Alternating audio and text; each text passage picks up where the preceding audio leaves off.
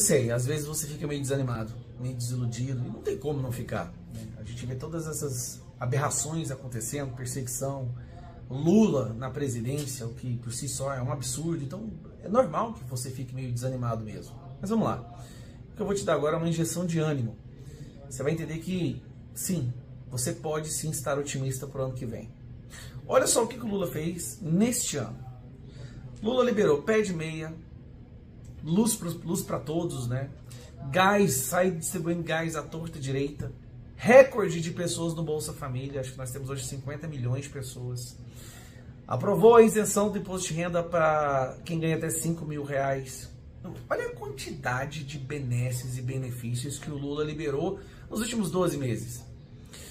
Era de se esperar que ele estivesse no seu melhor momento nas pesquisas de aprovação.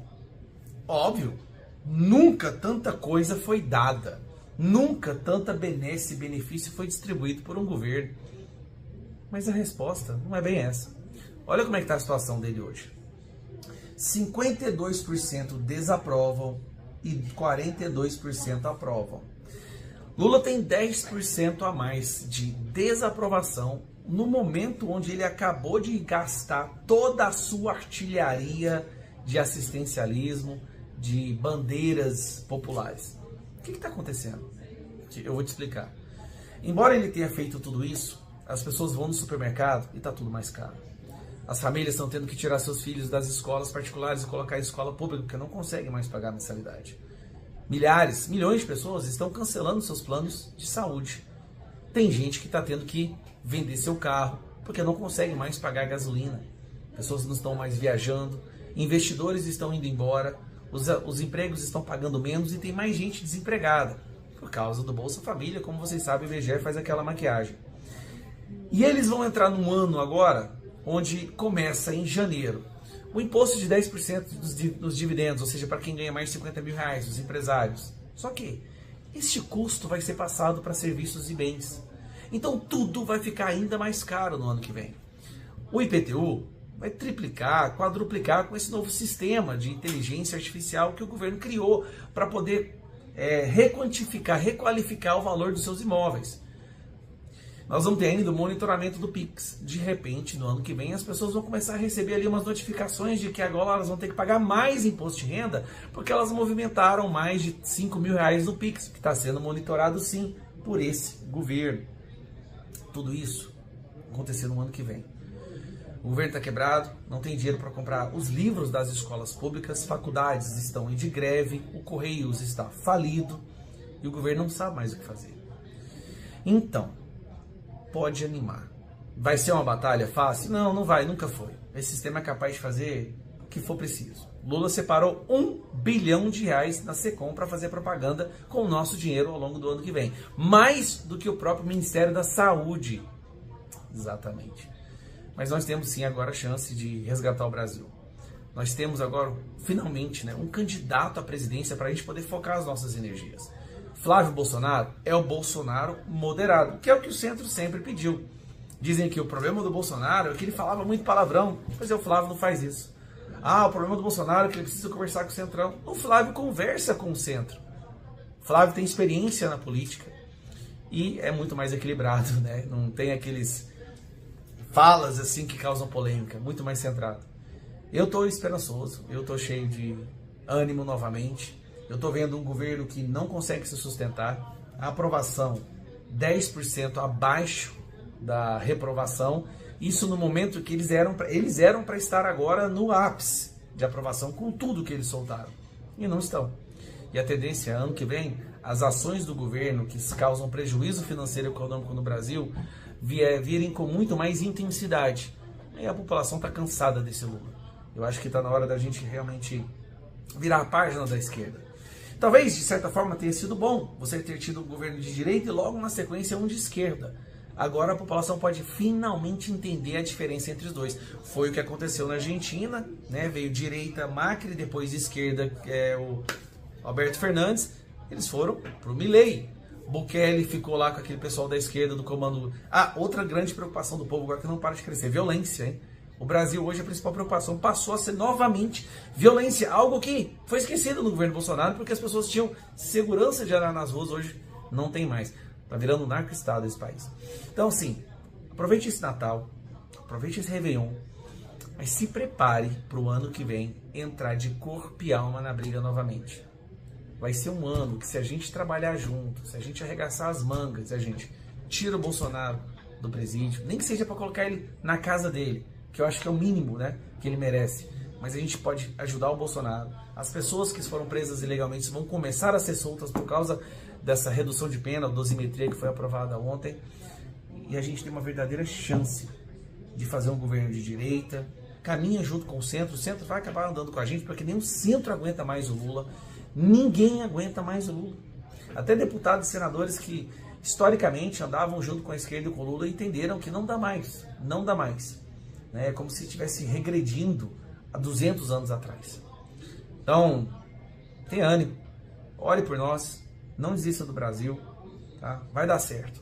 Vai dar certo, e eu não vou mentir, eu fiquei um período aí meio desanimado, mas agora eu tô voltando a animar. Um abraço. Brasília, nesse momento, é um barril de pólvoras em cima de uma churrasqueira acesa.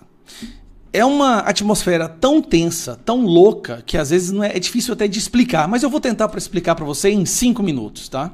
Como vocês sabem, há muito tempo tem crescido uma tensão entre o STF e o Congresso, principalmente depois que o Lula tem usado o STF para intimidar o Congresso para conseguir o que ele tanto quer. Só que o que aconteceu nessas últimas semanas foi o maior desgaste da nossa Suprema Corte de que você tem notícia. É sério. Ao ponto de que até mesmo a imprensa, que sempre defendeu e apoiou as decisões dos ministros da Suprema Corte, começaram a largar as mãos e soltar editorial todos os dias batendo na Suprema Corte. E o que causou esse desgaste? Vamos lá. Banco Master. Toffoli sai para proteger o Banco Master, coloca tudo em sigilo, viaja no jatinho com o advogado do Banco Master, traz para si todo o inquérito e impede qualquer ação da Polícia Federal. Depois se descobre que a esposa do Alexandre de Moraes tem um contrato com o Banco Master de 129 milhões de reais, que seriam pagos em parcelas de 3 milhões e 600, que inclusive era a prioridade do Banco Master. Banco Master que teve 77 mil processos na justiça e a esposa do Alexandre de Moraes só o defendeu em um, que era um caso de crime contra a honra, uma coisa idiota. Isso desgastou muito o STF. Daí vai Gilmar Mendes e solta aquela decisão. Qual que é a decisão? Não pode mais fazer impeachment de ministro do STF. Aquilo foi uma reação por terem percebido que se escalasse, se viessem à tona informações sobre o conluio, a proximidade, né, promíscua entre a Suprema Corte e o Banco Master, então poderia muito bem causar o impeachment de um dos ministros. Já, afinal de contas, já tem 41 assinaturas no Senado pedindo impeachment do ministro Alexandre de Moraes. Paralelo a isso, o ministro do STF vai lá e meio que intimida a Câmara dos Deputados a cassar o mandato da Carla Zambelli. E o Lira pede para que o Hugo Mota leve ao plenário a cassação do mandato do Glauber Braga. Meus amigos, calma, ainda está rolando no Senado algumas PECs, depois dessa decisão do Gilmar Mendes, de blindar o STF. PEC de sabatina de ministros a cada 5 anos, a PEC de mandato de 10 anos, a outra de acabar com voto com decisões monocráticas, ou seja, diminuir um pouco essa ditadura do STF. O STF não gostou disso. E aí ele parte para cima e começa a tratar o Congresso como se fossem cachorrinhos adestrados. É para caçar a Carla Zambelli? É para manter o mandato do Glauber Braga? E nisso o Lira falando que era para caçar. O Glauber Braga, gente, pelo amor de Deus, o cara destruiu a mesa da Câmara dos Deputados e bateu num cidadão, espancou um cidadão dentro do recinto da casa, né, da Câmara dos Deputados. O Hugo Mota leva isso para plenário. Lembrando, o Alexandre de Moraes já estava revoltado com o Hugo Mota, porque o Hugo Mota pautou a redução de pena, a dosimetria, e teve votos o bastante. E o Hugo Mota, ao fazer isso, ele comprou uma briga gigantesca com o Alexandre de Moraes e alguns ali a cúpula mais ditatorial da Suprema Corte. E aí chega na decisão de caçar a Carla Zambelli. A ordem era: caçem essa mulher. Só que não conseguiram os votos necessários, 257 votos. Ou seja, o mandato dela foi protegido por decisão da Câmara dos Deputados. No dia seguinte, Alexandre de Moraes, numa canetada, caça o mandato da Carla Zambelli, humilhando mais uma vez a Câmara dos Deputados, igual quando aconteceu com aquela derrubada do imposto lá, do aumento do imposto do IOF do Lula. No dia seguinte, Flávio Dino manda fazer busca e apreensão na assessora do Lira. Só que deixa eu te contar uma coisa. O Lira, ele é uma das pessoas mais respeitadas na Câmara dos Deputados, principalmente pelos deputados do centro, que correspondem à maior parcela. O Lira não é é o oposto do baixo clero.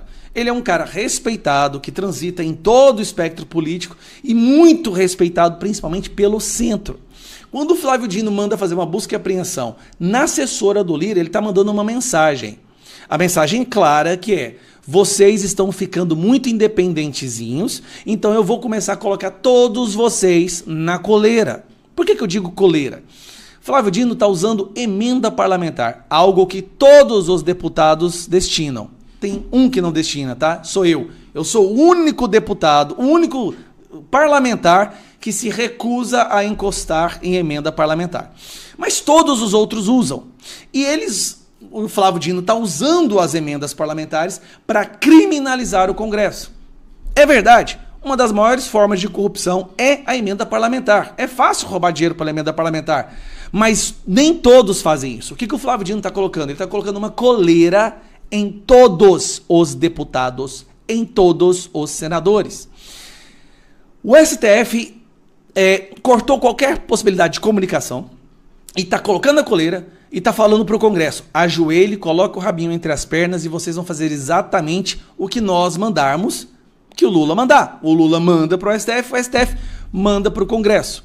Isso criou um sistema de tensão, porque deixa eu te explicar. Ano eleitoral, a principal forma que os deputados e senadores usam para se reeleger é através de destinação de emendas parlamentares. É ali indo lá falar que fez uma pavimentação, que enviou o dinheiro para o hospital, para o orfanato, para a escola, para o prefeito, passa um dinheiro para a prefeitura, para o prefeito em troca apoiar essas pessoas.